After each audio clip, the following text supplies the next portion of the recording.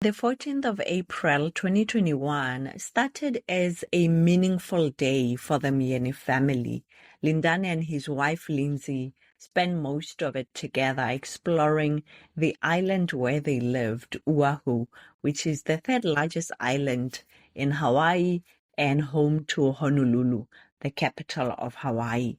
They were visiting places connected to Hawaiian history and culture. Later that day, they spent it by the ocean, and according to Lindsay, Lindani went into the water, a moment she later described as spiritual in nature. By most accounts, it was a beautiful day, a normal day. However, after his death, people would revisit every part of that day, looking for answers, trying to understand whether there had been signs, whether there had been something that changed, or whether anyone had missed something important. This is the second part to the story of Lindani Myeni. If you have not watched the first video, I suggest you start with it. I've linked it in the description of this video. It will help you understand who Lindani Myeni was, how he met his wife Lindsay, and their decision to move to the US. Now back to part 2. At one point during that day, the couple stopped at a roadside stall where a woodcarver was selling his work. Lindani became drawn to a large carved fish hook. The carver explained that the symbol drawn on the fish hook represented protection, and Lindani wanted it. But it cost more than they could afford at the time, so they left without it. However, according to Lindsay, Lindani just kept talking about it over and over. He could not get over it in a way that seemed unusual to Lindsay. By evening, Lindani left home alone. He told Lindsay that he needed to think and clear his head. Just before 8 p.m., they spoke on the phone, and he told her that he was on his way home.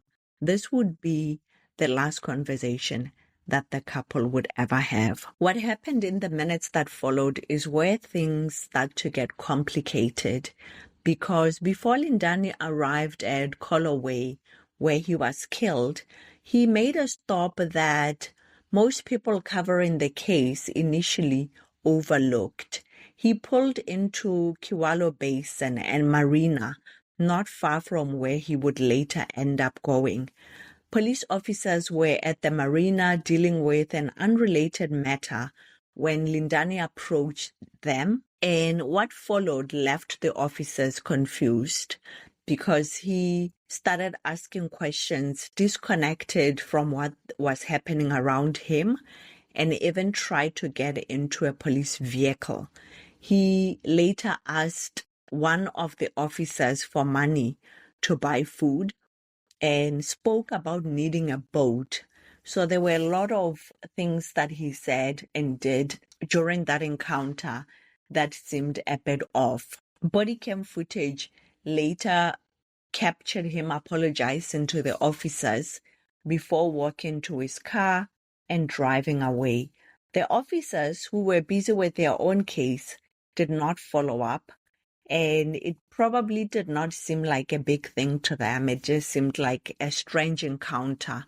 But looking back, it was the first clear sign that something was already wrong. About 27 minutes later, Lindani reached 91 Callaway, a vacation rental property that sits directly next to a ISK Kon temple.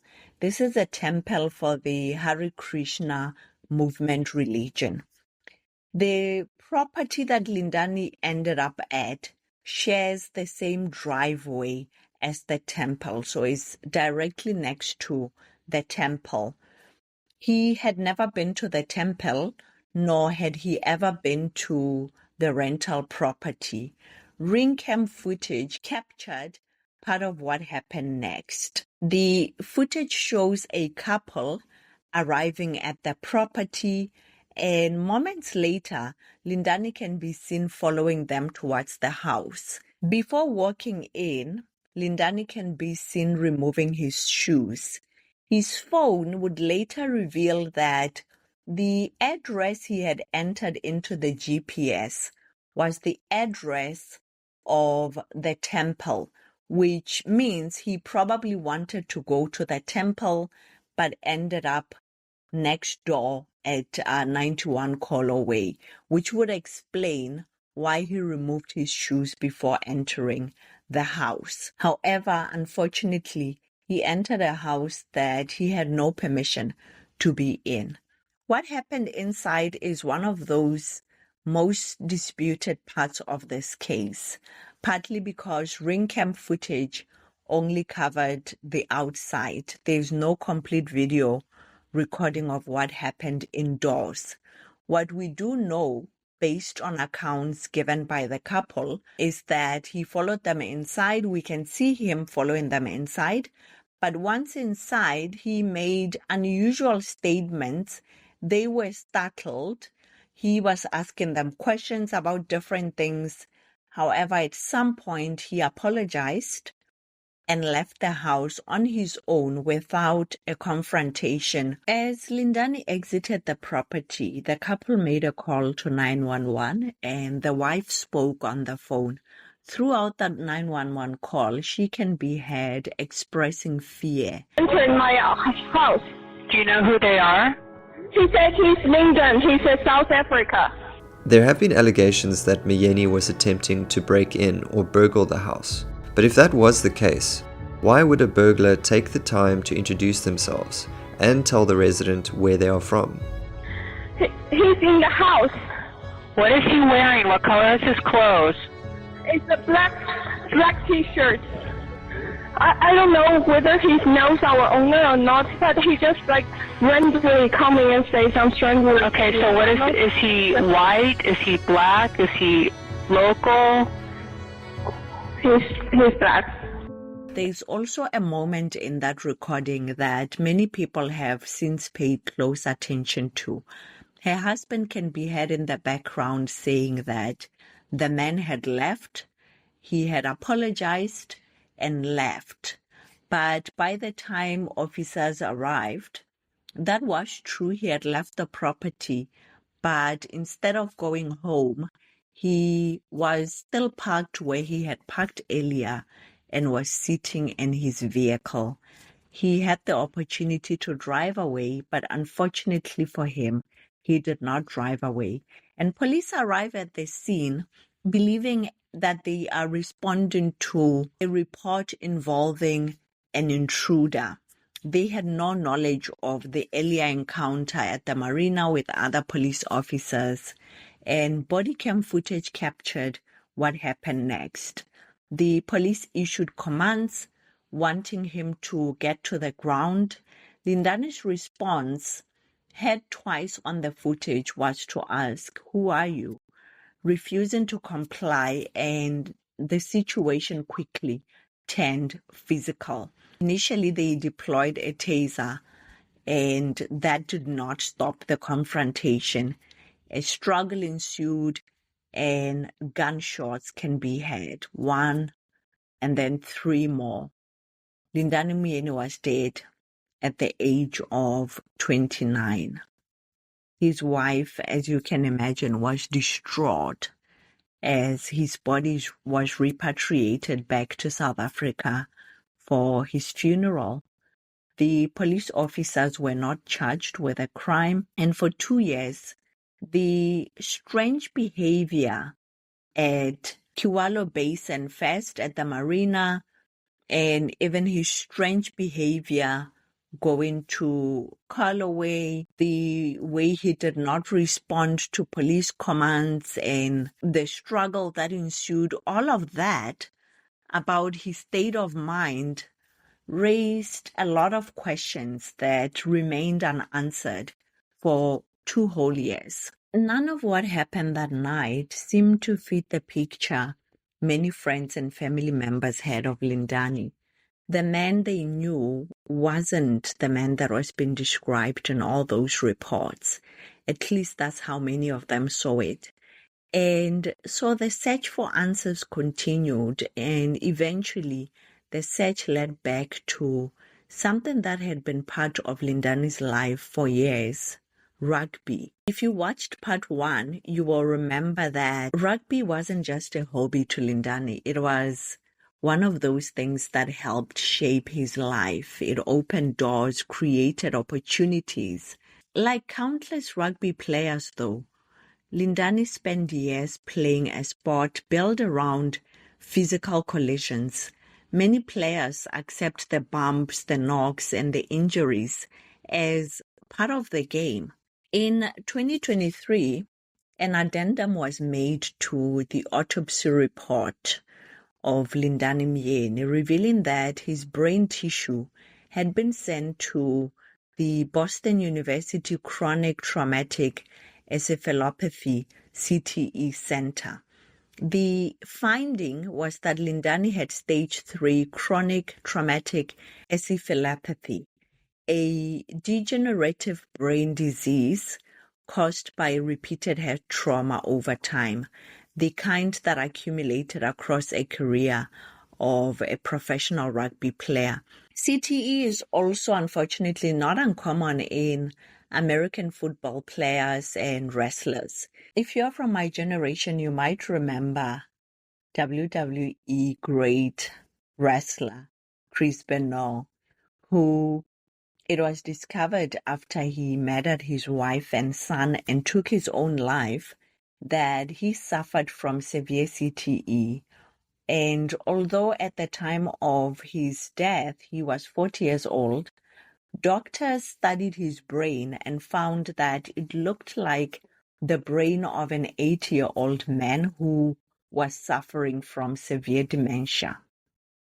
Unfortunately, though, CTE can only be definitively diagnosed during a postmortem through cutting brain tissue and studying it, which means Lindane and his family had no way of telling that he had severe CTE, which in some ways, to some at least, might serve to explain his behavior, as CTE affects memory, judgment, impulse control, as well as spatial orientation. If you care about this type of storytelling, of telling stories of victims who are not here to tell their own stories in a manner that is respectful, dignified, and detailed, please like this video.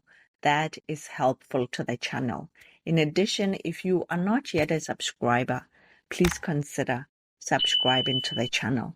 But there was also something the diagnosis could not do or give his family, and that is closure or certainty about what he was thinking in the last hours of his life. His wife, Lindsay, who has been fighting for his justice since his death, even said that her husband did not die from CTE, but died from racism, that if Lindane had been a white man that night, the police would not have killed him, that it was as if to her they were saying, your husband was killed by police, but don't worry, he was going to die anyway in his 50s because of CTE, as if to say it doesn't matter, he was going to eventually die. By this stage, Lindane's family had already launched a legal action against the city and county of Honolulu. The police, as I mentioned earlier, were not arrested, and this is why the family's only recourse was to sue the city. The lawsuit challenged the events surrounding the shooting and sought accountability for what happened that night. And over the years that followed, both sides presented their arguments. The city maintained that the officers acted lawfully based on the circumstances they faced, while the family once again argued that Lindane should not have been killed that day. And after the evidence was reviewed, the judge dismissed their case in July 2025, ruling that there was not enough evidence to take the case to trial through a jury for a jury to decide. But legal outcomes and public understanding are not always the same thing. Sometimes a case can be legally resolved while larger questions continue to exist. And for many people following Lindani Myeni's case, those questions never disappeared. In South Africa, it certainly felt like the public understanding was that one of their own had been murdered at the hands of American police. Lindsay relocated to South Africa with her 2 children following the death of her husband. However, it's not clear if she settled in South Africa indefinitely or if she ended up moving back to the United States where she's from. That is it for the story of Lindani Myeni. What are your thoughts on this case?